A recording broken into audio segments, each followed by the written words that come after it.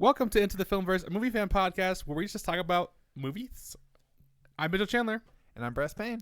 And today on the Season 4, Episode 1, we are going to talk about My Neighbor Totoro, Studio Ghibli's 1988 film, and our worst films of 2022. I guess we should just jump into it here. So we decided we should also say, thanks for joining us back here for our Season 4, Episode 1 here in 2023. I know Season 3 was like 3 episodes long. Yeah, Season 3 was like 3 episodes long. We're finally back. Definitely here to produce some more great content for you guys. Don't want to go too much into that, but definitely glad to be back. And back here with this animated film. The whole month of January, we're going to be talking about animated films. We're doing themes. Themes, exactly. So exciting. And today, I decided to go with My Neighbor Totoro. And the reason I decided to go with this was mostly because I've been putting out Studio Ghibli films for the longest time. I just don't want to watch these films for one particular reason, and it's because I don't think that I'm going to vibe with them. I know a lot of my friends and I know a lot of people that love these films, and I don't want to disappoint them by not liking them, especially when, I'm known as my friends as like Barley being the movie guy. And I have to say that I'll have to reveal to you in a minute here what I thought. But that was the pretense I went into seeing this one and knowing that I'm going to finally sit down and watch this film. And I feel like this was pretty much of a staple of Studio Ghibli films is Totoro. It's definitely I would say their most iconic and spirited way. Right. So that was the pretense I went into seeing this film. Now, I'll have to tell you that I did love the animation of this film, and I think that's something that Studio Ghibli always nails down, except if they're doing the Baby Yoda Grogu thing that they just released on Disney+. Earwig and the Witch, dude, it was garbage. That was their last feature-length movie, and I hated that. Granted, I haven't seen a lot of Studio Ghibli films, so, I mean, this is really my journey into this. I've seen Princess Mononoke. I've seen, what's the other one that I just watched? Was that it? No, there was another one, but I can't remember off the top of my head. But I know I watched another one recently that I thought, Spirited Away, which was, I do like Spirited Away quite a bit. That one's very good. Yeah. That one is very good. So, My Neighbor Totoro, I ended up giving this film a 3.5 out of 5 stars. Like I said, I liked the animation very much. It hits that mark of that adventure, that Japanese art style. I just felt the story overall was a little lackluster. I did like the characters, and even though the little girl was a little screamy for my tastes. I will say yes, because while I was watching it, I was just like, why are you doing this? Yeah, it definitely felt like everything's okay. Calm down. It definitely felt like you felt that Japanese anime manga vibes of her just like over the top yelling. I think that's actually one of the reasons I stopped watching My Hero Academia. I tried watching it, and then the main character just screamed like nonsense. I was just like, I'm out.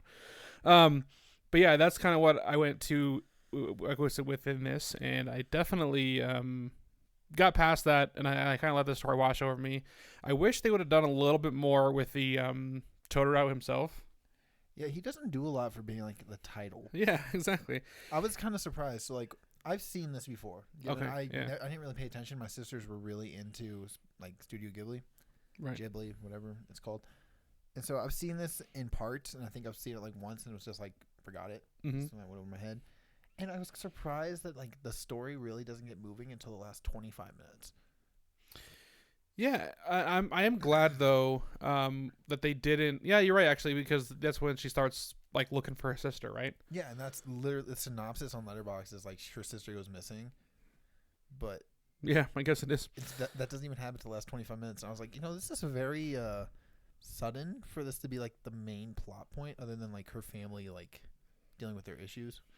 Yeah, I mean, because you had the beginning of the film, really just the majority of the film, them moving into the house and then just kind of going back and forth and really just struggling to move into this new place and also just be themselves here and just kind of being like just children, I guess, just to being themselves.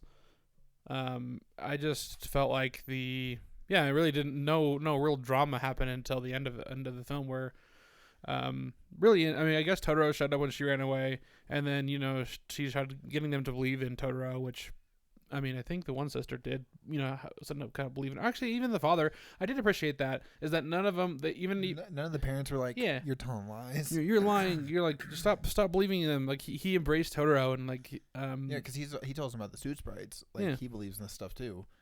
Exactly, and I did appreciate that very much. Like that it wasn't like you're one of those things like where your parents disagree and they have to tell you stop believing in fairy tales. Yeah, because the parents were very like believing. They were just like Yeah. accepted it. They're like, yeah, no, it makes sense. You probably saw it, and they're just like, okay, yeah. Yeah, I will say though the parent was. I mean, I think this is just a culture thing, but I was a little weirded out when he was having a bath with all of his kids naked. I was just like, what is going on? I think the first time I watched it with my little sister, I asked the same thing. I was like, what is happening? And she's like, oh, it's just something they do. And I was like, Yeah. you just accept that? Like, I feel like that'd be kind of awkward. Like I said, especially because like they're older children. Exactly. I have to imagine it's just like a culture thing, and especially being close with the family, and like I guess I get it. It threw me off for a bit for a second there. You know what threw me off? I forgot the mom was in the hospital for the first like 30 minutes. And so I was like, is she dead? So okay, one of the things that bothered me, or sorry, not bothered me, but going into the last act that would have ruined this film for me, is I thought they were going to like kill the mom, and if they had done that, I think I would have just rated this film like super low, because to kind of go through like a meandering like film and then for it to just end just so like Abruptly. Not abruptly, but just like on a sour note. It's just like that's what you're gonna leave me with, and then. But I'm glad they didn't go that route. I'm really glad. Honestly, it ended really fast for me. Like the movie went by really fast, and then like after I finished it, I was like, not much really happened. Yeah, no, that's exactly how I felt too, especially because that this film is so highly regarded in Studio Ghibli fans, and you see a lot of people having Totoro plushies and Totoro like stickers, and I just know a lot of people that love. Totoro. I wonder if it's like an age thing. Like they see it like like an age where they really appreciate it, and since we're older, we just don't feel that kind of. Yeah, I could definitely understand that. I mean, the way you look at like films that you saw as kids versus like what you see as adults, and it's not the same at all. Yeah, because I know my oldest sister, she loves Totoro. Like she had a backpack, she has it tattooed on her. Like she loves Totoro. I will say Totoro is cute. Like don't get me wrong. Like I like him, and I like with his philosophy, like this philosophy of being like well, that's one of the things I appreciated too. He like seemed very scary at first, especially with his voice and like the way he acts. But the girls never treated him like he was something scary, like a freak. Yeah, you're just like he's fluffy. Because an easy thing to do would be like with a deep grovelly voice like that, and especially being a giant monster, even being fluffy, you'd think they'd be like immediately scared of him, but they weren't, and I appreciated that. I will say when this ended, I was disappointed. I thought it would be a lot better, and so I gave it a 3 out of 5. No, that's I was like, this is just an average Studio Ghibli movie to me, and maybe like it just didn't have the visual. It didn't grasp me visually as like other Studio Ghibli films have. Yeah, I wish it would have just taken it beyond just like a simple story. I mean, I don't know why I expected it to do that, but this was just a very simple, elegant story that I don't think I didn't not enjoy it. I just think it was. I just think it had a little bit more room to improve. It was just really simple for me. Yeah, I understand why people love it. I do too. It makes a lot of sense. It's just not something that I would gravitate to if I had to pick a Studio Ghibli movie. Yeah, no, I can see that. I mean, the first thing I would choose is Spirited Away because that's just it's fantastic. Spirited Away is just like with all the creatures and is visually just appealing to me, but Totoro is just missing that the supernatural element for me. Yeah, I think the one thing I will say about this, though, is that it definitely didn't detract me from going to see other Studio Ghibli films. I definitely want to start checking out the other ones. I think Ponyo is one that I've always been really interested in. That one's cute. I like that one. Would you watch this in theaters? I don't know if I would ever really want to watch this again, to be honest with you. I mean, I would maybe if I had like friends that were really into it and wanted to watch it, or somebody I knew that really liked it or hadn't watched it. The reason I ask is because like every year they do like a Ghibli Fest. I have seen that, yeah. And so I've been interested to go watch like these in theaters just because I think I would watch Spirited Away. I don't know if I would go see this one specifically. I mean, I wonder if it would change my opinion though, just seeing it on the bigger screen. If it would like. I would get more enveloped by what I was watching. I know, I want my gut reaction just to say probably not, but then again, I could see it definitely giving you an extra experience with the sounds and the especially with the nature that they do in this film and how it the forests like enraptures and even Totoro's voice and how it could amplify with the speakers and the screen. Bass. Yeah, the bass, exactly. I mean, I wouldn't be opposed to it, you know. So I definitely wouldn't. I don't know. It is definitely one of those I feel it would sell out really fast though. Oh, I think they always do. Yeah, you have because people that love seeing it. I think the last one that I saw going in theaters was Spirited Away, and I was thinking about going to watch it, but every single time I'd go, like I'd look at the tickets, it was like almost sold out, and I was like, I just don't feel like being in that crowd. No, I understand that. I definitely do. But I just, theaters create better experiences, and especially because I think I watched this at like 10 a.m. and like a bright, sunny room, and I was just like, it just doesn't click for me. Yeah, I felt the same way. I mean, I watched it and I was like, that was decent. It wasn't a cute movie. Exactly, cute.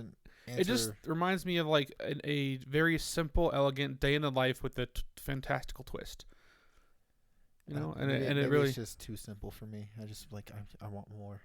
Me too. Especially when you have this giant creature and a cat bus and all this. I'm just like, you have all these things. The cat bus was terrifying.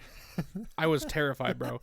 I was like, why would you get into that? Like, it's body elongated, and then like I don't know how the girls trusted it. I was also brave. It just looks like a soft. It just looks like a soft bus. Yeah, it was. Well, also that sequence ended really fast. I always thought that was a bigger thing that happens in the movie, and then it just kind of ends, and then I'm just like, okay. Everything just ends so fast. Well, part of me wonders if I'm missing some sort of metaphor in all this. And there has to be something to do with like kids and like their fear of like mothers passing or parents going away. The reason I say that is because specifically there's one scene that I thought about it. I was like, okay, maybe this isn't happening the way I think it is. It's at night and the dad is working on stuff, and then they planted seeds. And the trees grow. The trees grow, and then he looks back out, and the trees aren't there. Or the trees aren't there the next day. And so I'm like wondering is any of this actually like happening the way I think it's happening, or is there some sort of metaphor beyond what I'm seeing? And I'm just like, I don't know. I have to like rewatch it or really think about it in that light to understand. But yeah, I just that definitely like piqued my interest, because up until then, and even sort of afterwards, it all seemed legitimate. Like that was all like they were all seeing Totoro, and they were seeing the cat bus, and they were seeing these things, and these things were actually happening. But then when the trees grew, and then the next day it was just the sprouts, I was just like, okay, so is this stuff not happening? I'm confused. They're dreaming. Yeah, I don't actually know, to be honest. I kind of probably missed that scene because once again I was like 10 a.m. and not really paying attention. I mean, I was paying attention, but like I like look away, and then I'd look back and be like, oh, we're in a new scene. Neat. Yeah, I mean, like a lot of the scenes, none of the scenes were like particularly dramatic to keep you riveted in. You kind of had to stay paying attention. And I think like because my grandma was in the room and she kept like talking to me, and I was just like, Grandma, I'm trying to watch this movie. You're like, my neighbor Totoro. No, I understand. But she really likes the movie. My grandma like thinks it's adorable, and we talked about it, and I was like, I just don't think it's for me. And she's like, I didn't think it would be. No, that's the thing that I want to impress on everybody, is that not every film is going to be for everybody. And while I did find enjoyment out of this, and I definitely think Totoro's cute, and the animation style is beautiful, I think typically something that's faster paced and just off the walls bonkers is usually a little bit something more along the lines of what I appreciate and look for in film. I don't know. It just didn't click for me. So, I want to hear from you guys. What did you think about, or what do you think about My Neighbor Totoro? Do you like it, or Studio Ghibli in general? Leave a comment. Let us know. Yeah, leave a comment wherever you're tell watching us if we're just entirely wrong. Yeah, we could be entirely wrong. I mean, film could just not be subjective. No, it's okay. Just kidding. We can have a conversation. Yeah, let's have a. No, I know I'm messing with you guys. Yeah, no, let's have a conversation. Tell us what you think. We'll respond definitely. Now, following up with that, we want to talk about our worst films of 2022. Now, often I like to say we really want to be known for what we love. That's the main goal, but we do like to talk about what we don't like sometimes. And this time, I'm going to let Bryce kind of lead the charge here. What are your top 10 worst films of 2022?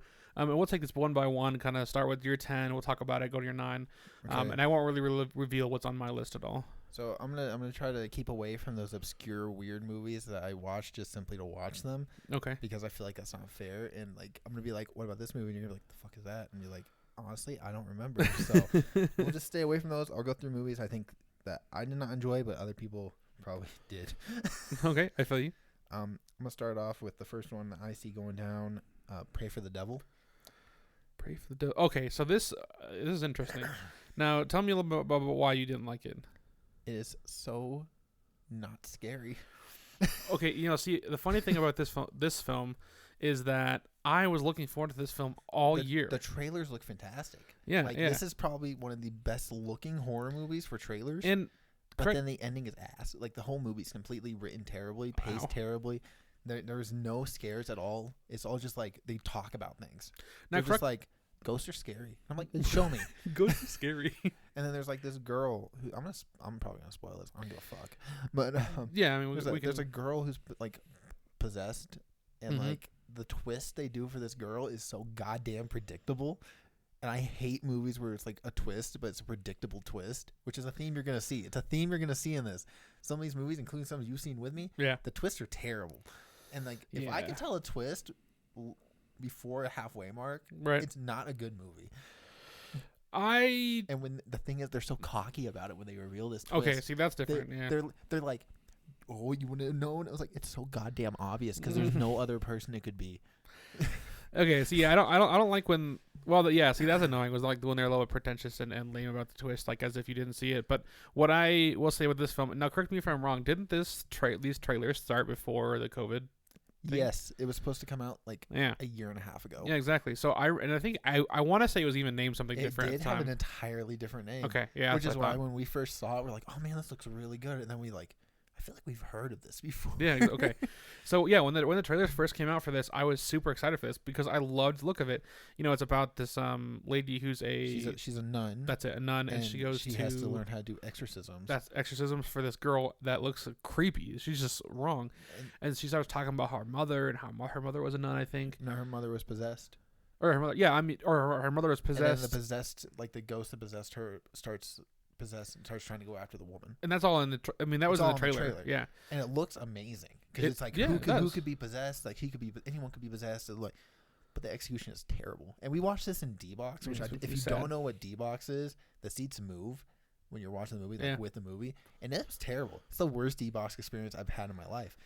I was like, I paid so much money for this, and my wife was absolutely livid. Like she would literally looked at me and was like, "I can't believe you spent an extra $8 a ticket for this." And I was like, "I'm sorry. D-Box is usually really good." Ouch. No, I definitely understand that. So, what do you have at the next one up there? Okay, so the next one is right next to Pray for the Devil, The Invitation. Yes. I know you watched this one too, and I'm sure there's worse movies, but just like looking at this, I'm like, that was crap. Yeah, no, The Invitation, not great, bro. Which, I mean, it's crazy. These are both horror movies because I love horror. But The Invitation is about a woman who, like, learns about her family. And then she travels to them and like, spends a wedding with them. And then, this is in the trailer, she finds out they're vampires. That's dope as hell. She's trapped in the house with a bunch of vampires, which makes me think of, like, Ready or Not, which is a fantastic movie. Amen. But no vampire things happen until the last like 20 minutes of this 2-hour-long movie. Yep. And that's what was so unappreciated about this film was that in the trailers they revealed that they were vampires and that she had to like fight them or do some Ready or Not type action horror. And then, like you just said, you get to the film, and no like real action or horror element happens until the last 20 minutes of this film. I'm pretty sure I texted you like an hour in and was like, "Where's the vampires? Where is it?" Because I know they're vampires. I know that going in. Like, where are they? And then it just didn't happen until the last like 20 minutes of the movie, and I was like, "Why would you even market it as that?" It was another great representation of how good you can make your trailers look for a crappy movie. The Transformers effect. Just making great trailers for terrible movies. Okay. So number 3, and I don't know if we're gonna have a great time talking about this. Blonde. Netflix's Blonde, the Marilyn Monroe biopic. So I opted not to see this one just because. I don't blame you. I mean, it was 3 hours long and people just not great, and I did put it on at one point. It just kind of didn't look like it was for me, so I just had not to watch it. This is a movie that just proves to me that men should not direct movies about women's life. Because typically, they don't do a great job and they misrepresent it. Is that I say typically because there are outliers. Yeah. But this was one of those things where it's like the guy just wanted to make like this over sexualized version of Marilyn Monroe. And was like, people will love it because she's a sex icon. It's like, well, she's more than that, but cool. Thanks for doing the bare minimum. Wow. Yeah, because she's like, she's a sex icon. Yes, but also. she did more than that, and it's not all that she was. And it is honestly so overly sexualized for no reason. The first thing I think about Marilyn Monroe is just like, I mean, yes, I mean, you have that part of it, but it's like actress, and, you know, she seemed more of like a, I don't know, like, you know that poster that like, she can do it. I think of her more like that than I do as a sex icon, right? But I mean, I do anyway. It bothers me because within the first like 10 minutes, it's already going into like nudity, and half the nudity and like over sexualization just feels wrong, not needed. Yeah, it feels like they just did it to do it for that NR rating and for that what's it called, advertisement kind of thing, like the word of mouth, like, oh my god, it's got this rating, it's gonna be so amazing, X-rated movie on Netflix. Right. It's just like, you have no reason for that to be there. It is not needed for the movie. It is not needed for her life. It is overdone for no reason whatsoever. I don't want to sidetrack the conversation too much, but some people were saying that, like, I don't know, I saw on Twitter that a lot of people were talking about this film bombing. I don't know, have you seen anything about that or flopping? Blonde? Yeah. Which I didn't. Okay, I didn't know it had a theatrical release. It didn't. To be honest, it didn't. That's why I was confused. What they meant by flopping? Maybe just because the ratings are terrible. I don't know. That's probably what they meant. I don't know. But I just know, like, a lot of people were talking about that way. That's not how you word that though. But I know. Okay. I know. That's what I was confused on. But okay, so moving on from Blonde, it's just not worth watching. It was a disappointment. I don't know if you saw this. Mm-hmm. The new Firestarter. Zac Efron, Stephen King adaptation. So it's not the worst movie. No. It's just a bland movie. I think without Zac Efron, this would have been worse. Zac Efron is the only reason actually had any good in it. I feel like that's the only reason I watched it, to be honest with you. I feel like you did watch it. Yeah, I did. I was like, I don't know if you did. All I know is I did not like it. All I know is that in that film they have the line "Liar, liar, pants on fire," and that basically seals the fate for that film. It's so bad. Yeah. And it had so much hope, and I wanted to like it, and it just wasn't good. Nah, it wasn't. Okay, so you want to my next one? Sure. Because I don't really remember Firestarter that much. I'm pretty sure I was not in the right state of mind when I watched it. Yeah. But I went to a theater to watch this. I went out of my way to watch this next one. Wow, you did? Oh, this next one? What was it? Jeepers Creepers Reborn. Well, It's a soft reboot to the Jeepers Creepers franchise after Jeepers Creepers 3, which is another movie I saw in theaters that was terrible. Okay. I think I overpaid to watch this for 50 cents. Overpaid for 50 cents? What? Ouch. It's not. It's like it's. I don't even know how to explain it. It had hope. It had a lot of promise. Mm-hmm. Not very good execution. Ouch, that hurts. That hurts. I mean, was there any, like, I mean, so Jeepers Creepers, I mean, I don't even know what the franchise is about, to be honest with you. The guy eats people and takes their parts of their bodies to replace his own. Okay. The premise of Reborn is he's trying to impregnate a girl to be reborn in a younger body.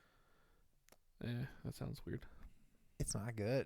No, it doesn't sound great. But even when I saw it in theaters, I remember getting in there, and I knew this was going to be terrible. I went into this knowing it was going to be terrible, and I only went because it was 50 cents, and I was like, screw it, I'm going to go watch this for 50 cents. That's at Regal, by the way. They have a great movie thing going for like $18 a month. You can watch any movie you want for 50 cents. It's a pretty good deal. But I paid 50 cents for this. And I got there, and I looked in there, and there was like 8 people in that theater with me, and I was like, why are you here? Why are you here? Wow. And then, like, I spent the whole movie just being like, are they still here? Dude, nobody walked out. No, not a single person. And I was like, but this is terrible. And I know it's terrible, and I'm just staying because it's funny. Wow, that's hilarious. This next one, what is that, 4? That sounds about right, yeah. Okay, no, that's 5. That's 5. Okay, so we're on 6. Track. Hotel Transylvania. Transformania. I forgot that even came out this year. See, there's a lot of these films, and like even the ones you're mentioning that I know that you're bringing up that I remember them like coming out. Because I know there's a lot more you've watched that like just nobody's probably ever heard of. Yeah, I'm weird like that. I'll just like, yo, this Danny Trejo movie that's terrible. I'm gonna watch that. But yeah, this Hotel Transylvania movie, they got rid of Adam Sandler. Who did he play? It's a dude off TikTok. Who I'm saying? Who did Adam Sandler play? Dracula. Oh, okay. Adam Sandler played Dracula. Adam Sandler was Dracula, and they recast him with a TikTok person. That sounds to great. me. My first thought when I heard about that was like, that has to be a budget problem. Yeah, I just didn't want to pay for Adam Sandler. He doesn't sound terrible, but you can tell it's not Adam Sandler. Does he try doing like an Adam Sandler yes. voice? Okay. And it is what it is. I'm trying to remember what I wrote. All I know is oh yeah, somebody's review. I quoted it. It says, "You can't judge it too hard. It's a kids movie." I hate that. And I was like, Puss in Boots. "Nah, this was terrible." No, see, I don't know. We could go into a whole debate about kids movie versus you can't, or you can't judge this movie because, yes, we still can because we're there to have an experience regardless of whatever it might be. And I think Puss in Boots is a great example of something. Puss in Boots is fantastic. That's something I'm going to throw up to everybody that says, or Puss in Boots: The Last Wish specifically, the new one that came out in 2022. And I am going to specifically bring that up whenever somebody says, kids movies. What are you talking about? It's supposed to be a kids movie. That's supposed to be a kids movie, and it's so good for adults. It's so good. Yeah, but Hotel Transylvania is not good. And that was an Amazon Prime movie. I've never seen any of them. They went straight to streaming, and I remember going to Cinemark, and they had posters being like Hotel Transylvania, and I was like, but it's not coming to theaters. Was that a Warner Brothers film? I don't remember. I know it got put on Prime Video for streaming. I think it was Prime. But I remember seeing like the little advertisements at the theater and being like, but it's not even coming to theaters anymore. Get rid of this. I just can't wait. The movie was so bad they didn't even do a theatrical run. That's a red flag. Yeah, it is. Yeah, I know 100%. Especially when it was like, yo, watch this in theaters. They had advertisements in theaters and then they pulled it. Yeah, that's bad. Real bad. Honestly, bad for the... You ready for this next one? This was the first movie we saw in theaters this year. What's the first movie last year? The 355. Yeah. 355, my friend. Do you guys want to know how bad we thought this movie was? We left. Yeah, walked out. We walked out. And not because the movie itself was terrible, but because they kept writing in ways to continue the plot of the movie once they solved it. It was so bad that I forgot that I watched it with you. That's something. There's a part where they solve the main plot of the movie. Like they get what they were after the whole movie, and it's like 45 minutes in or something like that. They figure it out, and they just decide like, no, we're not done yet. And then they find a way to get rid of the plot so they can continue the movie. See, I'm glad we got to that point, and we looked at each other and was like, nah, we just got up and left. I'm glad that you remember any portion of that film because I only remember two things about that film: is that they forced. No, I wouldn't say forced. The plot is entirely forced. The plot is forced, and the action is just terrible. Makes you want to throw up. To be honest with you, it's horrible. Then when they get to the second part where they're like, they just forced the plot from the first half back, and we were just like, we don't want to watch this. Yeah, we just left. I remember that 100%. So yeah, that was our first brand new movie of the year that we saw in theaters, and it was a disappointment. Way to start out the year, bro. I'd actually killed my movie watching for like 8 months. Yeah. Like I quit going to theaters except for like the big releases for 8 months because I was just like, I don't want to watch anything like that. See, that's the thing about movies though. Like you watch one bad film and it really, I mean, and obviously for us, we try to see pretty much everything now, but you gotta remember like just this. Okay, so like it took me 8 months. 8 months to get back into a theater. That was when Barbarian came out. Really, before like I would go see like Batman, Everything Everywhere, like those kind of movies. I wouldn't go check out any of the small shit because I was just like, I don't want a repeat of that. Right. And I think it was like after 355, we had like 2 more movies after that where I was just like, none of these are good, and I was just like, I'm done. Well, especially when you're in January, and I think next year will be a little bit of a different. This year. I mean, this year's been a little bit of a different game, but I mean, the January is usually the dumping grounds for films. But I'm expecting it this time. Last year we went from Licorice Pizza. I guess I didn't really tell you much about that too. I also was just like, oh yeah, let's go see this new movie. And then we got off of the Oscar season like in 2021, and then we got into 2022, and I was just like, this is garbage. I don't want to waste my time with this. And I just got depressed and didn't want to go to the theater except for like the movies I knew were gonna be good. Yeah. I was just like, I'm not risking it. I'm not doing it. It took 8 months. Wow. Okay, moving on. This one is another one we saw in theaters, and I actually think it's hilarious. I know it's awful. The Retaliators. Oh my gosh. Yeah. Wasn't Dave O'Hare? No. What's the guy from Clerks? Yeah. Oh, God, Brian O'Halloran. That's it. Yeah. That was the only highlight of this entire film. Okay, so for people not knowing who the Retaliators are, which I would not blame you if you don't, it is a movie about like a pastor trying to uncover his daughter's murder, and it is star-studded with a bunch of rock musicians. Yeah, and it has them all doing the soundtrack. So you got like people from Ice Nine Kills, Papa Roach, all those big bands, and it is terrible. It is so bad. It is so bad to the point that my wife and Mytchel both looked at me and was like, "Can we leave?" And I was just like, "No, this is fun." Yeah, I think I tried leaving and he wouldn't let me. Nah, I couldn't stop laughing. Every turn they made just really, really, really, really dumb decisions as far as the story goes, and it just bothered me the whole time. It was awful.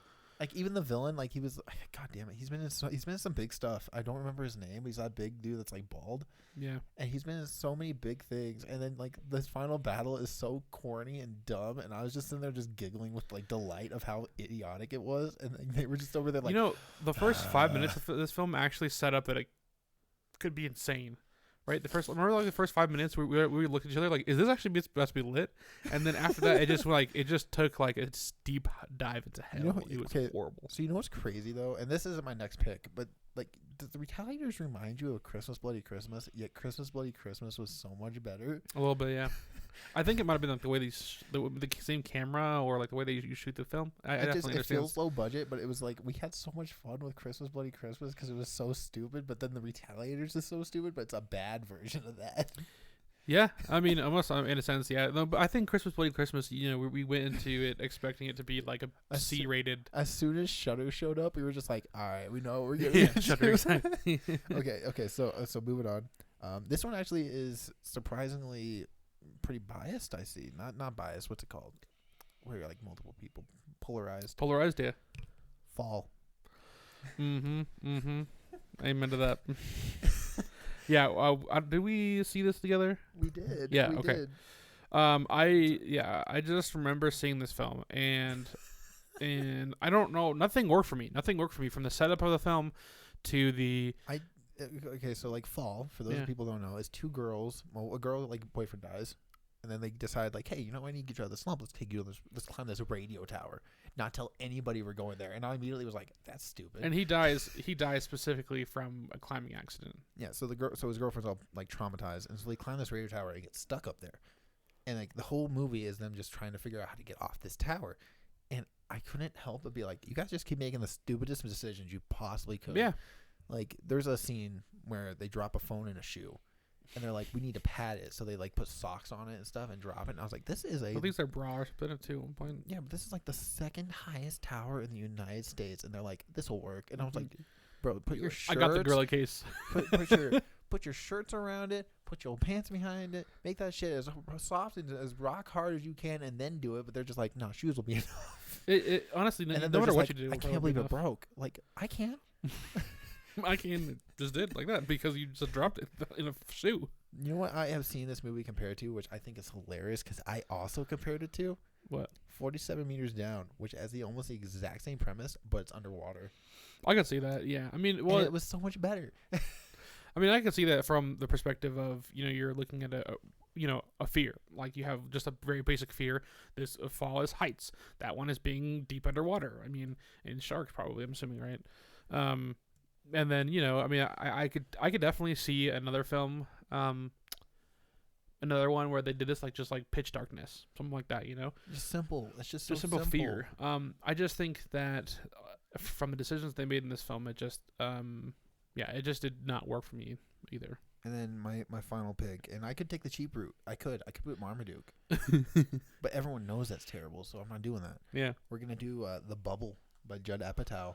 Came on Netflix. Yeah, I don't know. So I wasn't excited for this film. When I saw the trailer for this film, I was like, this can either be like really cool satire, or it's gonna be hot garbage. Apparently, I didn't watch it obviously because Bryce watched it before I did, and he told me it was hot garbage, and I was like, nope. I tried to do a video review on this. I literally could not do it. I could not get through it. I just wanted to yell. Like, I hated this so much. And it's like, it's full of COVID humor, which is whatever. I don't give a shit about that. I hate, like, think of a movie, and I'm going to use Glass Onion, who uses COVID in a proper way. Yeah, I think they did it pretty, yeah, you're right. But then you get a movie like The Bubble, where COVID's like, the butt of every joke is just how people are like, I can't breathe in the mask. And I'm like, I hate this. Like, it's maybe it'll be funny in 10 years. I could see that. But when you're just getting out of it, it's not funny. Yeah, that was the big thing I heard too about it, is that they just were making jokes of something that, just coming right off of it. And we're just like, yeah, we get it. Like, there was one scene where I laughed. One. Wow. And I'm not a comedy person, so take that with a bit of salt. But like, there's one scene where I laughed, and it's just because this guy loses his fucking mind. He runs off into the hedges and is like, "Fuck this shit, I'm out," and doesn't come back. Wow. He runs off, and they're just like, "Oh my god!" And he just keeps going, and he falls over bushes and shit. And I thought that was hilarious. But everything else just did not work. Wow. And it has so many actors I like, but I was just like, you guys are all terrible in this. Well, I'm sorry that one didn't live up to your expectations. I mean, not that it really had much expectations to live up to, let's be honest. But oh my god. Okay, so I'm not gonna spoil what's on his list, but I just saw it and like, we're gonna have some conversations. Yeah, we're gonna have some conversations. All right. Well, that was I don't know if you have the list of stuff. I mean, that was all just on my 2022, and I went to like the bottom 30 and just scrolled through. Okay. So yeah, if you want to see kind of like, I mean, Bryce's list and just kind of what his lists are, go ahead and follow him on Letterboxd. At Payne Reviews. Payne Reviews. Look, I brought that back. You did. Awesome. I love that. Now for me, let's just be honest. I'm gonna be honest with you. I'm gonna have some hugely controversial films on here. That's why I was like, oh shit, because I looked over and I was just like, oh my god, we're gonna have a conversation today. Me and Bryce are gonna have issues. You're gonna have issues with me. I know it's gonna be a problem. Look, before I go into this, I'm just gonna tell you one thing. Film is subjective, right? We all go and see a film, and it hits us in a certain way, and it gets thrown back at us. And I have to be honest with you. I'm not gonna sugarcoat things. I didn't put these things on my list specifically because I thought it would elicit responses. I kind of just went through my list and I picked the ones that also were the most disappointing, and also I just feel like were the worst for me. I know that's not gonna be for everybody, and I'll give credit where credit's due in this list. But that's just I need y'all to know that just so before I go into this. So I just like some like, damn, I probably should have done this and just gone through and been like, what's disappointing? But I really went through like, what did I have on the lowest of my rating? But like, Jesus Christ. All right. At number 10, I have Smile.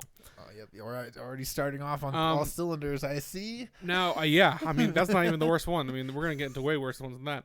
But Smile is a film that I've seen a lot of people enjoy. And I'm glad people enjoyed it. I really am, because I did not have fun with this at all. I think that the premise was great. You see this person smile and they commit suicide, and then you start seeing a bunch of people smile, and you start seeing things and have things happen to you, and then in a certain amount of time basically that you're gonna die.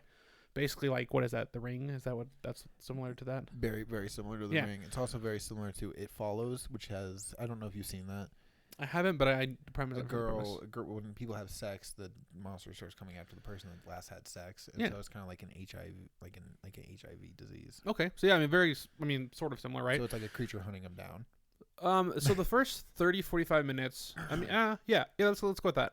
Really cool, and I love the premise that it sets up, and and honestly, I love that they brought A-Train, guy from The Boys. Love that actor, and I thought it was super interesting. Loved everything they set up, and then they went into as soon as the lady got the smile onto her, it just fell apart completely. I didn't feel any sense of dread at any point from the actual villain that she was supposed to be running away from, which was just unfortunate because I wanted to. And then the ending just felt so haphazardly thrown together. I feel like the actual villain wasn't really that threatening to me at the end. It just felt like she was trying to convince all these people that she wasn't crazy, which felt to me like she's a therapist. She should know how to tell people she's not crazy. I remember we saw this as an early screening, and we were sitting there and we just couldn't stop being like, what the fuck is this? Yeah. Yeah. Then we're okay, so here's the crazy thing. I thought we were all on the same page. I thought everybody was on the same page because obviously we saw an early screening. Right. So I was like, obviously it's got these big reviews from the festivals or whatever. So, when the movie comes out, everyone will be like, oh, it's not that good. I went to work, dude, and everybody was like, Bryce, have you seen that Smile movie? And I was just like, I didn't like it. And they're like, what? And I was like, whoa. Like, you trying to tell me you like that? And they were like, I agree. It's so good. And I was like, what? Coming from I don't know, maybe it's the fact that it just bothered me intellectually, that she couldn't convince somebody that she wasn't crazy. Maybe people bought into that, and that's why it worked for a lot of people. But that was a majority of the film, of the second to third act of the film. I just didn't I expected it to be more. Yeah. And then what we got, I was just like, this just isn't that scary. Everyone's like, it's so terrifying. It's like, but it's not. It's literally The Ring, and it follows. Yeah. No, I agree. If I've seen movies that follow the similar premise, but do it better, why would I think this is great? Yeah, and this is part of me wonders if it's like a thing of us watching more movies. I don't, and not necessarily that. But I also know there's a lot of people that I know that have seen a lot of movies that still say it's good. Good, and you're I'm right. Just I don't understand where the difference is, but it is what it is. I will say, seeing somebody just stand there and smile though, that is creepy. That is creepy. The concept is creepy. But every scene that I thought was scary, we've seen in the trailer a million times. That was also very true. Why I was very disappointed by it. You're right. I was like, they didn't have anything that wasn't in the trailer that was good, and then it include the one thing that comes to my mind is where the woman's head swivels down in the car window. That's a good scene, but I saw it so much that I was just like, all right, yeah. Cool, in the movie, it didn't. Yeah, in the movie, it didn't really matter because I've seen it so many times. At first, when I first saw it in the trailer, scary, but then I saw it in the film, and I was like, yeah, because okay. First off, you gotta say we go to the theater every week. Yeah. So we see these trailers a lot. We do. And that trailer got to the point where I was like, oh my god, I just want to get it over with, which is normal. Yeah. But then when you see the movie and everything that's in the trailer is in the movie, but it's all the scary moments are from the trailer, you're just like, why'd you show everything? Everything. Right. Well, okay, so that was Smile. Here's another film that I didn't smile at was They/Them. What's this guy's name? Kevin Bacon. Yeah, the Kevin Bacon. Dude, what was this film? They promised us a LGBTQ plus Friday the 13th slasher film. I do kind of, I don't know, I've started realizing that I've liked this conversion camp rebellion type story, Teen Spirit. I don't know, I just love those type of stories. I recently watched Yes God Yes, and that was really good with Natalie Dyer, I believe her name is. And so I was really excited to see them follow up with this, a slasher in this specific sense. And it just falls flat. The characters don't feel real. They don't feel like they were written by people. Stereotypical. Yeah, it feels like they were written by people who are making fun of the characters rather than who understand the characters. And I know that they got people from the community, but it feels like they were directed in such a way. Yeah, that it felt like it was. They wasn't them. It wasn't genuine. It felt like they were caricatures. It's horrible. Yeah, it was so stereotyped. And then just what the actual, and then it ended up not really being a slasher at all. It just started being some sort of ooh, we're gonna have some scary moments. Yeah, scary moments, and I don't even remember the ending too much. I just remember it not being that really. It was just great. I just remember it being. Yeah, it was also the twist, and what they had ended up doing was just kind of very predictable. Not even. I wouldn't say predictable. For me, it was just not fun to watch. It was just because I think it just wasn't that engaging intellectually, I guess. And honestly, that's a lot of the things that I appreciate with these films. There was that scene where they're singing in the cabin.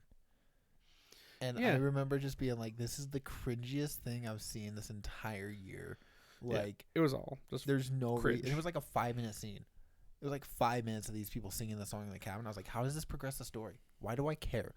Why? Did it was a popular song too, wasn't it? Yeah, and I was like, this has no reason to be here. Actually, I think there was one time in the film that I had fun. They're like, oh my god, look, we're all together. And I was like, this is terrible. This is just for them to be bonding so that we feel some kind of exactly emotional connection if they die. Also, the body count's 3. Well, that's what I'm saying. It wasn't a slasher film. They slash them as the film, and there's no slashers. I'm gonna spoil this because I doubt anyone cares. None of the kids die. That's what I thought. Yeah, exactly. So there was no slashing, or all the kids survive. And okay, so this is another issue I have. If you're gonna make a slasher film, right, you have to kill people. But slasher, also, yeah, exactly. I felt like they were scared to kill any of the LGBTQ kids, right? Because they didn't want to risk getting that flack from online. I can see that. But I'm like, if you're going to do it, you either go all in or you don't do it at all. Right. Well, that's the thing. Is that exactly. Especially, see, my issue with it is that they have the film called literally They Slash, slasher film. They slash them, right? And Kevin Bacon was heavily marketing this. He was hyping the shit out of this. And it's like, dude, 3 people die. Right. 3. And they're all the adults. I'm going to be honest with you. In my head, I thought Kevin Bacon was Ethan Hawke. And so, like, until just right now, that's what I didn't realize. But Kevin Bacon, not Ethan Hawke. So we were talking about Guardians of the Galaxy Holiday Special Kevin Bacon. Anyways, it's really weird to see the high and the low of the year for him. All right. So that was not a great film. Now this film, I know all of you, whoever, all of my movie cinema friends, cinephile friends. I know you're gonna hate me for this. And you're gonna want to click away, but I ask you just to listen, hear me out. And my worst film of the year is After Sun. This is a film that basically follows a daughter and a father as they really just have this vacation that interweaves footage from her childhood and with scenes that she's created. We watched this in a 100-year-old theater. Not that's a detriment to this film at all. It did hinder the experience a little bit, not gonna lie. I will say that I didn't connect to this film whatsoever. I definitely understand that if there's some sort of intrinsical value for you and that you see yourself in that situation or with those, understanding those characters, that you could relate to this and maybe even enjoy it. But I felt the entire film was just bland. Like there was no excitement for me in this at all. It was just a lot of still shots that were just recording very simple things and a lot of just like weird angles. A lot of dialogue that just felt like it was just there to not even serve a purpose, to be honest with you.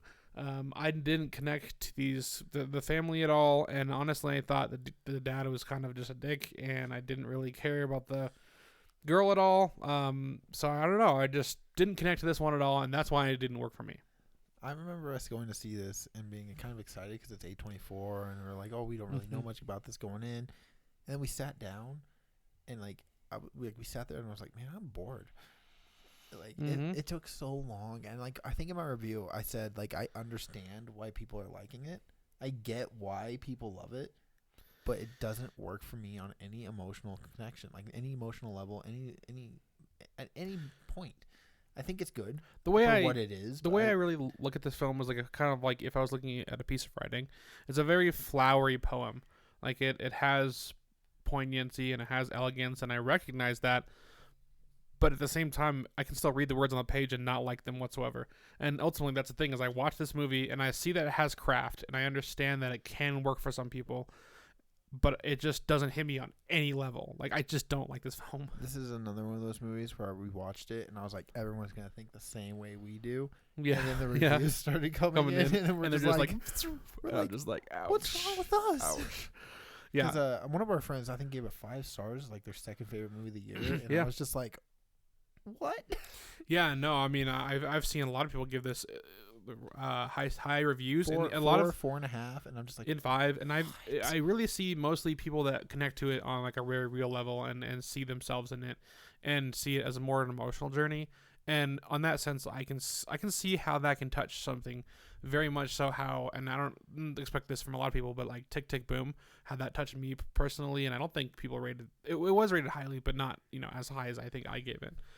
Oh no, yeah, you love Tick Tick Boom. I do. Oh my god, the average rating on After Sun is 4.2.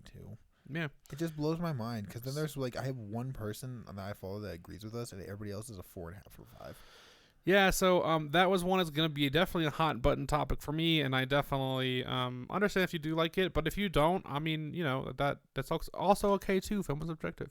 I don't know. Maybe it's just like too realistic, and I never had that like feeling of like not knowing what was going on with my parents, and like I always knew what was going with them. Right. So well, I didn't get that. Here's a film that on my 7th of my worst films of 2022. It's something that's not very realistic at all, and it is a film I was actually looking forward to this year because the first one that we had watched was actually super enjoyable and came out of nowhere. This one is Sonic the Hedgehog 2. I'm actually surprised this is on your most disappointed. Man, I swear.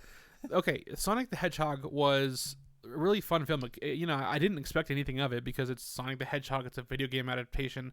Usually they don't do too well.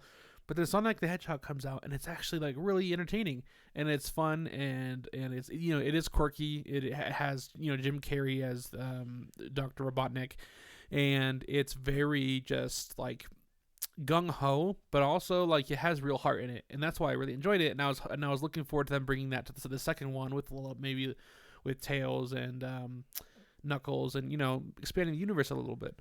But then they decided to go the complete opposite of what they did in this one, to remove all the heart and just throw in a bunch of like lame under the table slapstick comedy, potty humor, just nothing of real substance.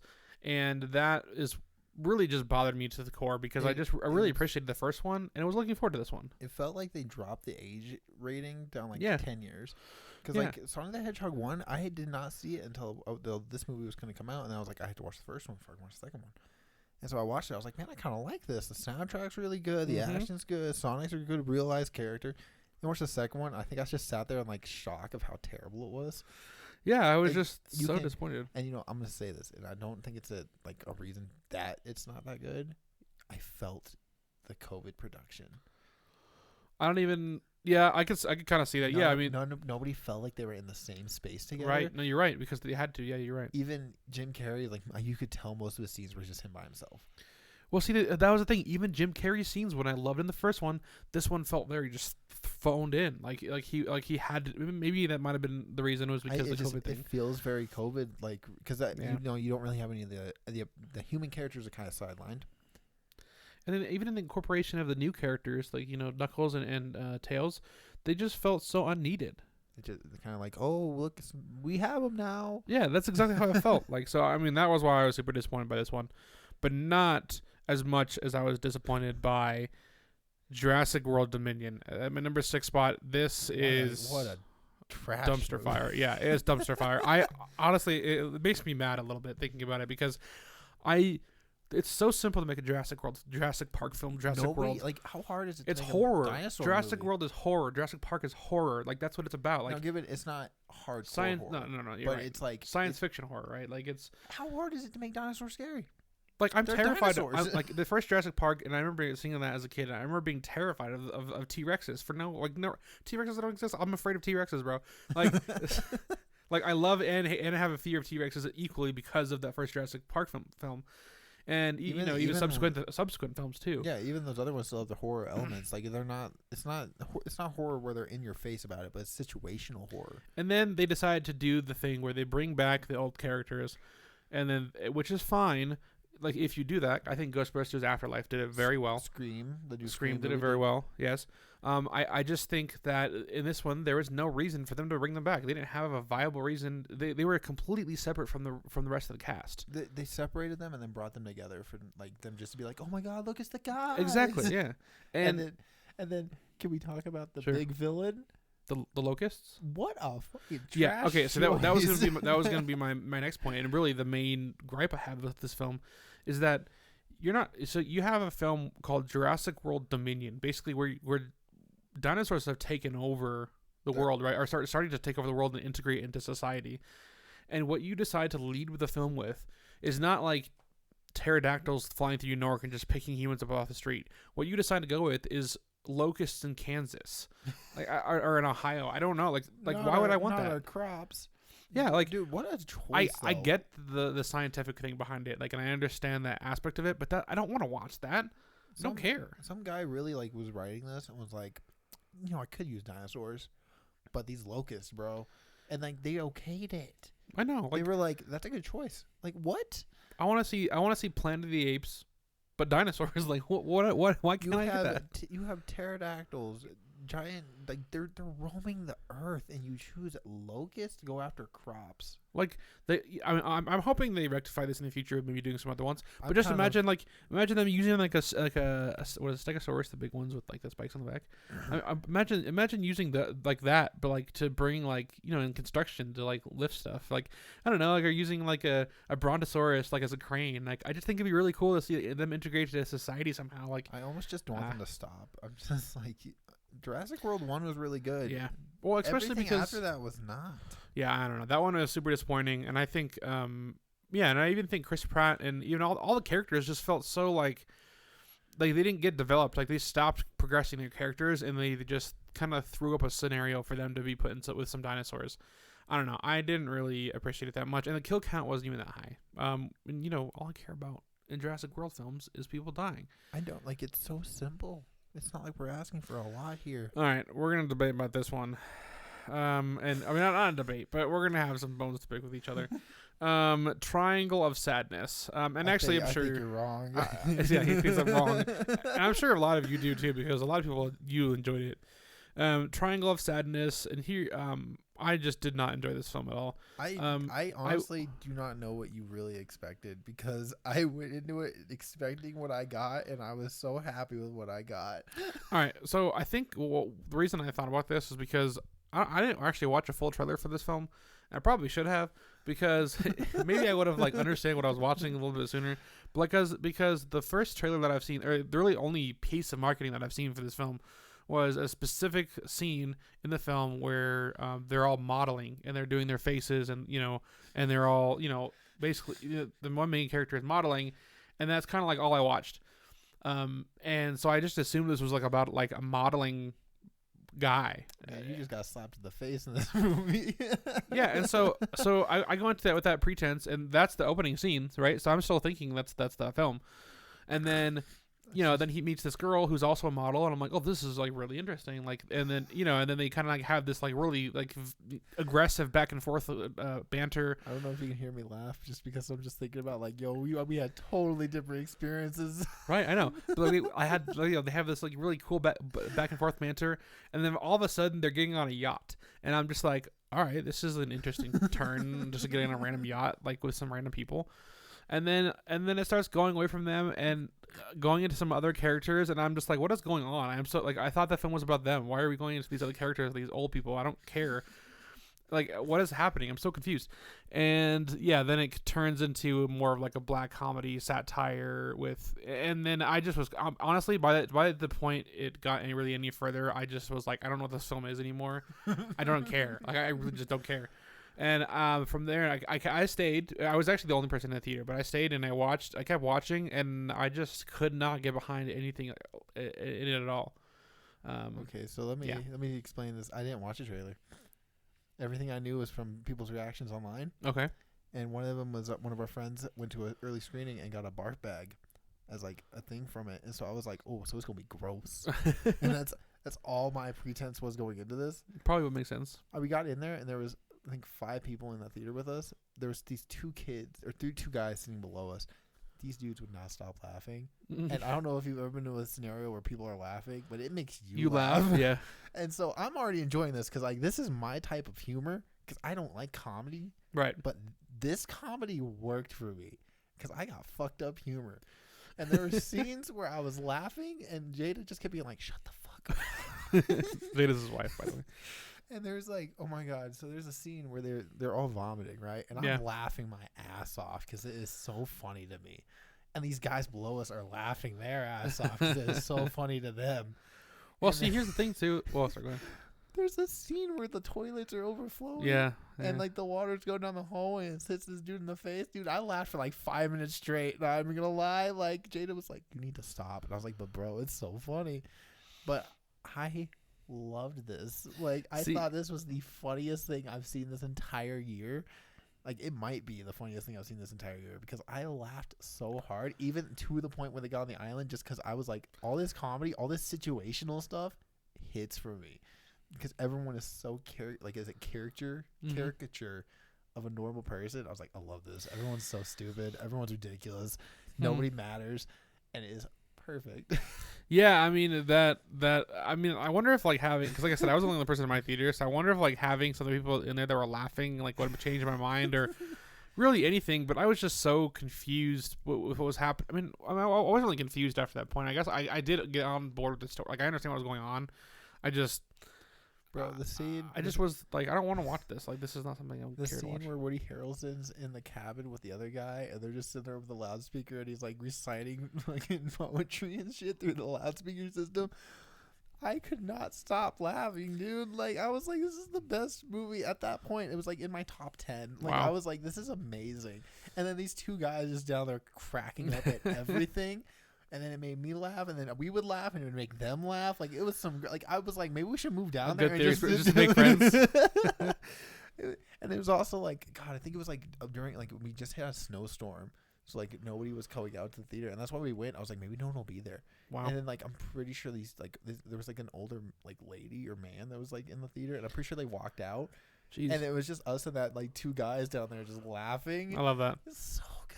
No, I mean, the theater experience definitely can make your, whatever it has, I mean, better or worse. I almost forgot this movie came out too, and then I saw it on your list. I was like, bro, I want to own this. I want to rewatch this. This movie is fantastic. Here's the thing. I mean, I did put it on my worst list because I think that was just one of the worst experiences that I've had this year. Oh, yeah.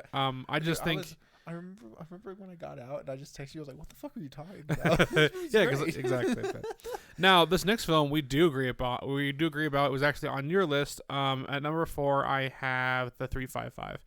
Such a disappointment. No, it was a disappointment, and I'll tell you. I want to expand a little bit, just briefly.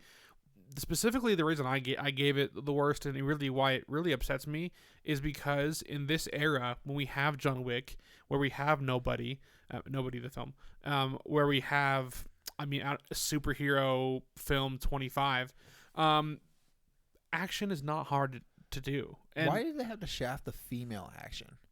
Oh, so that was the second thing I wanted to go into, was because this action was just very shaky. It was shaky cam to the max. Like, if you know what shaky cam is, basically they shake the camera to make it look like more things are going on than necessarily. It was that plus just like way over edited cuts. Like, it was cut, and you just saw flashes of stuff, and you couldn't really see what was going on in any of the action scenes. And that was the only thing that made the film, or what should make the film, fun.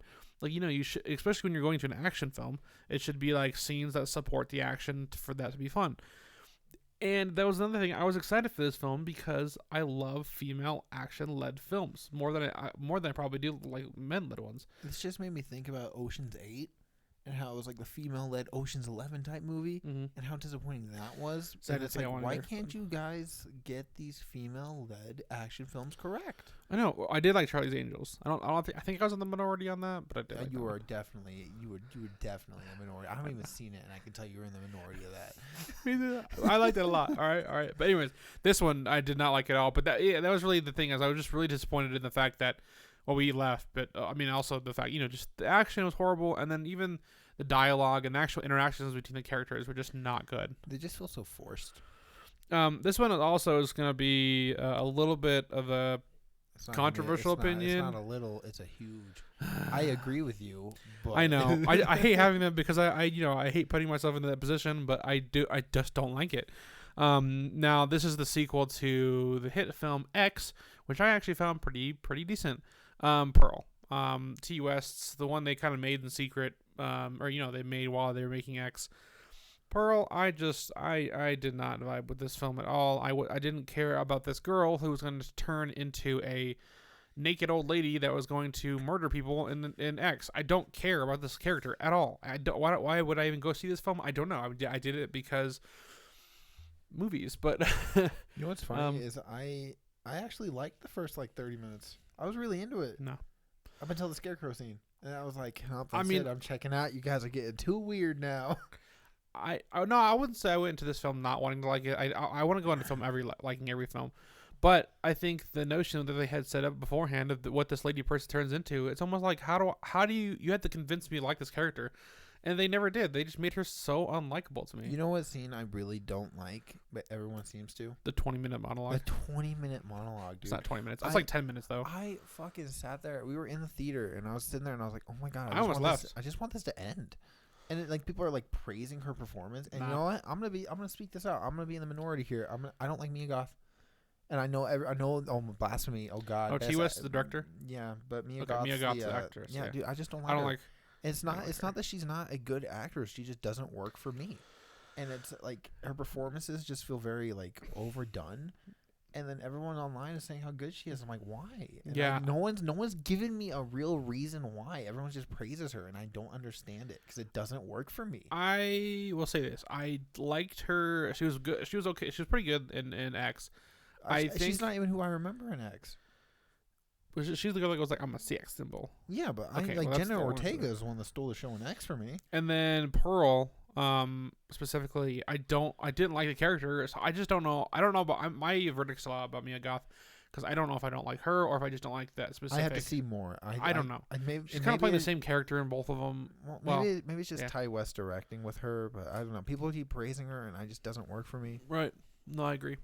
Sorry, I heard a snap. So, it is one of the things. And here's what I'll say about Pearl: I didn't like it, but I also feel like maybe if I had the Maxine, like when that comes out, and I can do like a triple feature where I watch each one and I see the full what's happening, maybe I'll appreciate them more. I thought X was okay. I didn't really work for me either, and I love slashers, but it's just I need this. I feel like I need the full thing before I can really judge her. Yeah, no, I agree. So that one didn't work for me, but I mean, I do understand why it can work for other people. If you enjoyed X and you like Mia Goth, then sure. I mean, I can definitely see that. Now we also agree on this film, Fall. That one, number 2 spot, did not fell flat for me. Fell flat. That's funny. Heights. No, really, honestly, here's the reason why. Because the Heights, it just, none of the scares worked for me. I think the main, okay, and I spoke this entire time about being intellectually pleased, and when I'm watching a film, and really that's when a film really goes really great for me, is when I can really engage thoughtfully with the film.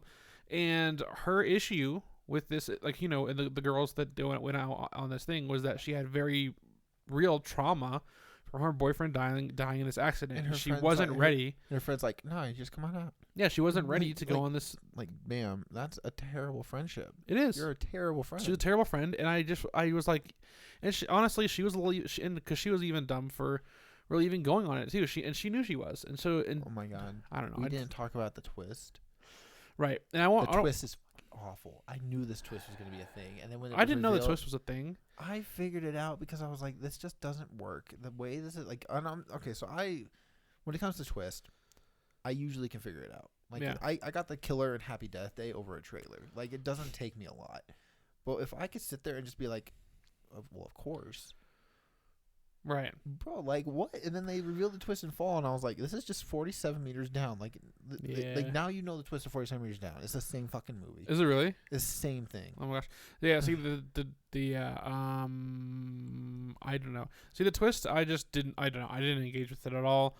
I didn't engage with any of the actual scares they're trying to set up. Really, the premise was also really silly to me. Honestly, the entire thing just didn't work. Who the fuck climbs a radio tower without telling her anybody she's climbing the radio tower? That's the thing. That's what really bothers me the most. Dumb characters making dumb decisions just is not a fun movie. Yeah, exactly. Actually, that is a perfect segue. No, because this movie's it's great. It's one we wrong. Can. Another one we both disagree on. No, I don't disagree on this one. I like this one. You're wrong. I'm just wrong. I'm wrong for not liking Bodies. It's so good. No. The characters are stupid, and it works so well.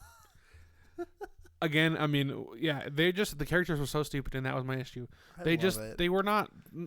The one thing in a film that is easy to do is just to communicate. And if you just communicated if any of these characters took 5 seconds to just actually communicate what they were thinking, the entire thing would just be over. Like, the entire thing will be over. And instead, we go to this stampede of just complete, like, just honestly, just bullcrap. And every scene just gets worse and worse, and I'm just like, why? Like, I kept asking myself why at every single scene. Why are you doing this? Why won't you just talk to each other? Why won't you just do this? Like, why won't you make smart decisions? Why? And then it gets to the end, and then the ending and the twist. I mean, again, at this end of this film, it does have a nice twist. I liked what it did, but at the same time, it all just felt like so stupid. Like, at the end, it was like, this is the end, and they're just like, yeah. And by the way, yeah, it didn't mean anything. Why do you have to prove my whole thing about, like, I like good twists wrong? Because this twist is so fucking obvious to me that legit when it started, when they started going after each other, like, you fucking did it. I was like, well, obviously he did it. Well, to himself. No, I think I know why. I think what happens is, even if you can predict twists, I think as long as they execute them all, and they the movie doesn't really like say, haha, so you didn't get it, or it doesn't really hold you like above the twist. My thing is, because I knew what happened as soon as they like he hit the window, I was like, I know what happened, I get it. And then I was just watching them spiral, and I was just like, this is so much fun, because I just kept watching one person be like, you did it, and I was like, they're all so stupid, this is wonderful, and I was like, it's so obvious, you guys are so dumb. Nah. And then I'm just gonna throw this in here. Yeah, go ahead. I absolutely adore Rachel Sennott. Is that one of the Sennott? I just adore her. She was in Shiva Baby. Oh yeah. I think she is a fantastic actress, and I just adore her so much. I think she was so funny in this movie, and I was just like, man, this is so good. Which one was the only one that was actually like worried about anything? I believe that was the main chick. Yeah, Sophie. Yeah. Wait, was Sophie? Oh, no, B. Oh, well, regardless. I mean, yeah, I know there was only one character in the entire film that was just like has any common sense. But yeah, nobody would listen to her. But then even at some point she makes dumb decisions too. And I'm just like, I give up. I loved it. I don't know. I get where you're coming from, and like as soon as you were like, I don't like it, and I was just like, I think it's fun. I don't know. Honestly, it was this and Triangle of Sadness that really made us like wonder if I just like if I didn't like black comedies or not. Which are dark comedies, So Triangle Sadness and Bodies are both movies I have heavily like told people to watch. I've recommended these to a lot of people just because I had a lot of fun, and then there are movies you don't like, and I'm just like, yo, that Bodies though, that movie is great. And then Nick watched it, and Nick was like, and I was like, no, it's amazing. But all right, well, that was my top 10 worst films of 2022. I know there's a lot of contradictory and gonna be polar opposite ideas in these films, but I want to know what you think. Am I wrong? I probably am on a lot of these from what you think, but let me know down in the comment section. I really would love to have a conversation with you guys and just see what your thoughts are. And let us know your 10 least favorite movies you watched this year. Yeah, I'd love to see those too. You can find my lists and everything like that at on Letterboxd at Mitch Reviews, and that's MYTCH. Otherwise, you can look out next week. We're going to be talking about the film Wolfwalkers, and also going to be talking about our best films of 2022. And so we can go into that a little bit, talk about what we love. Until next time, you can find us on YouTube, Instagram, Twitter, really wherever podcasts, wherever you want to. We're on everything. Pretty much everything's going to be at Into the Filmverse, or Into the Filmverse podcast. And until next time, Excelsior!